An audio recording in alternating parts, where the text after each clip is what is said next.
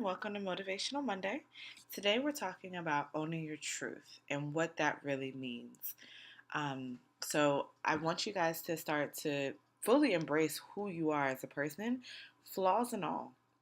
And a lot of times we expect our friends and our family and even the people that we're in a relationship with to fully accept us, flaws and all. But do you really accept every piece of who you are? Because the most important relationship you could ever have is with yourself. And so if you don't embrace who you are, and if you're not comfortable owning every flaw that you could possibly have, how can you really expect someone else to? So, the first part of owning your truth is you have to fully know who you are. There are a lot of times where we subconsciously hide different parts of us. We push it under the rug. We don't want to acknowledge it. And we kind of hide and run from a part of who you are. And that's step one. You have to, know every piece of you. There should be nothing anyone can tell you that you don't already know about yourself. Because if that's the case, that means you're not taking enough time to really be self reflective and understanding okay, listen, I know these are my flaws, I know these are my strengths. This is what I'm doing to work on my flaws, and this is how I'm embracing my strengths. Knowing all of your flaws isn't a bad, that's a really, really good thing because you can't fix what you don't know. But a lot of times we're afraid to put in the work necessary to improve on those flaws, so we just ignore them as if they don't exist. And I really want to challenge you guys to not do that. But just really, really, really get to know who you are and take that time if necessary. How I learned and began to embrace all of my truth. I literally had to lock myself in the room. No TV, no phone, no sense of time. I didn't even have a clock in the room.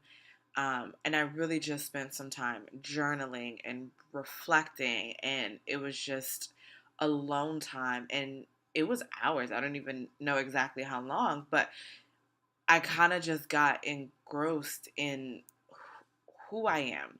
I read through old journals. I, was reading my Bible and looking at old messages and really just taking that time and saying, okay, this is who I am. Good, bad, or indifferent. This is it. You have to realize the past is the past.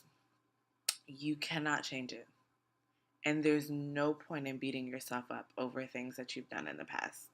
You can control your present and you can control your future. So focus your energy on that. But you do have to learn from the past, accept what it was, and move forward. Even if it's something in your past that someone has done to you that you didn't even have control over. It's done. It happens. You have to find a way to move forward because if you continue to live in those moments, you will rob yourself of your present and you will certainly rob your future of what it could be. For years and years and years, you can hold on to, well, this person did this, or this person didn't do that, or I didn't do this, or I used to be able to do this, or any of these moments that live in the past. You just have to embrace what it is and move forward. But when you own your truth and when you fully accept, this is it, this is who I am, no one can use that against you because you've already taken that power away from them. But when you're hiding things and you're secretive and you're not allowing yourself to embrace that truth wholly, that's when people can hold it against you. That's when people can begin to manipulate you simply because they have this secret over you. With regards to me and my past, there's not much anyone can really hold against me because I've probably already put it out there. And that's just the reality of the situation. And while I may be more open than most, I don't run from my past. I know the mistakes that I've made. I've learned from them. And I've challenged myself to move forward. And I know the mistakes that I made even just yesterday. But it's all a life lesson. I can't live in those mistakes. And I can't spend so much energy hiding those mistakes that I failed to learn those lessons. So I challenge you to just embrace it. It is what it is. You've made those mistakes. Challenge yourself to move forward in a positive direction and don't allow people to hold it against you. Because whether you do right or whether you do wrong, someone's going to judge you. It's just the world we live in. Instead of trying to avoid being judged based on your truth, you got to stop caring about people's judgment. Literally, only God can judge you. So if you're owning your truth and you're making an effort to live in his will, who really can say anything about it? Because at the end of the day, the one person who can judge you wants to give you a clean slate. So everyone else who's passing judgment has no clean slate to give you, no hell to put you in. Why does their judgment matter? Why does it matter that someone's going to judge you or look at you different or treat you different? Okay, let them. It really will be okay. But you have to love and embrace your flaws for everything that they are. There are plenty of things that I am not happy with that I've done in the past. There are plenty of things that I do now, habits that I'm trying to break, and lessons that I'm trying to learn. It's okay. That's just a natural part of life. However, if I'm so concerned with hiding those flaws and covering them up and not wanting to face them, how can I grow from it if it's pushed under the rug? And lastly, I want you to forgive yourself. Learn from your mistakes. Move on. It is okay. Even if you just did something that you hate, move on. One thing that I'm trying to work on is cussing. I cuss like a sailor. And when I cuss, now that I'm trying to work on that and trying to be better about my cursing, when I curse, I'm like, dang, again, you really can't control your mouth. But I can't stay there. I can't continue to beat myself up over something that, even if it just happened, I made a mistake. I have to move forward.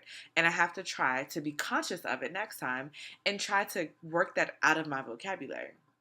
And it's going to be a work in progress. And I have to celebrate those victories. So every time I have a moment where I could have cursed or I would have cursed, whether casually or out of anger, I'm like, you know what? Kudos. You did it. Small victories. And I am a big fan of celebrating small victories.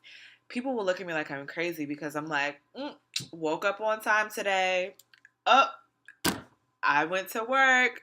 I didn't curse anyone out at work. Like, you just have to celebrate those small victories because there was a moment where I might have cursed somebody out at work. There was a moment where maybe I didn't wake up regularly or on time or be productive. So find a way to celebrate those wins. It will change your perspective because right now, if you're not owning your truth, you're constantly celebrating those failures. And it may not be a celebration, but you're constantly giving energy and acknowledgement to the moments that you're making mistakes. Try giving energy and acknowledgement to the moments that you're winning.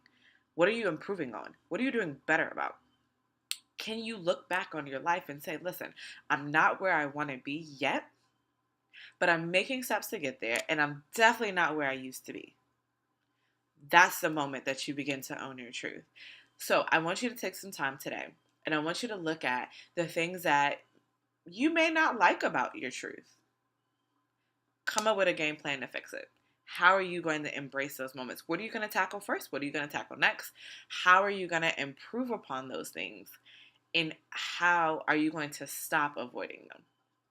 So actually, I want you guys to write in the comments one truth that you're willing to own publicly, and I want you to privately also, if you want, you can tell me all of your truths.